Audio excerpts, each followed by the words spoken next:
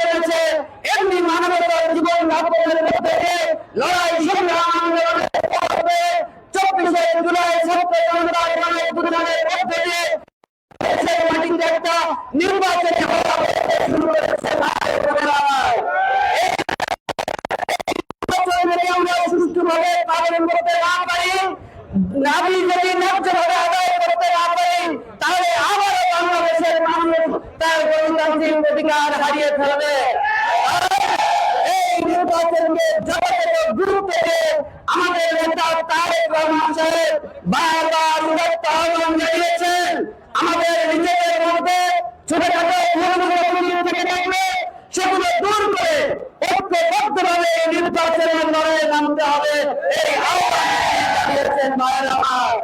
প্রিয় ভাইয়েরা আমার, এই কারণে আজকে মঞ্চে দাঁড়িয়ে আমরা বারবার অধিকার আদায়ের জন্য বলেছি যে আমরা ঐক্যবদ্ধ থাকতে চাই।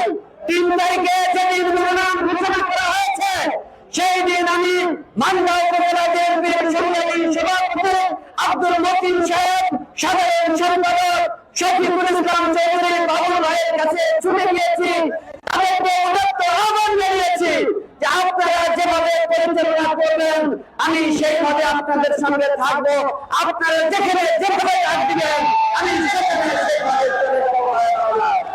আজকের এই মঞ্চে দাঁড়িয়ে আমি তাদের প্রতি আবারও আহ্বান রাখতে চাই, ব্যক্তিগতভাবে আমার যদি কোনো ভুল ত্রুটি থেকে থাকে আপনারা নিজ গুণে সেটা ক্ষমা করে দিবেন।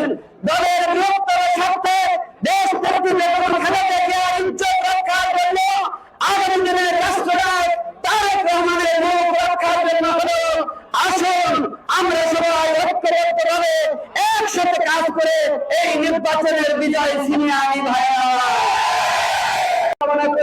আমি সংক্ষেপে আমার কথা বলে শেষ করলাম। আল্লাহ হাফেজ। বাংলাদেশ জিন্দাবাদ।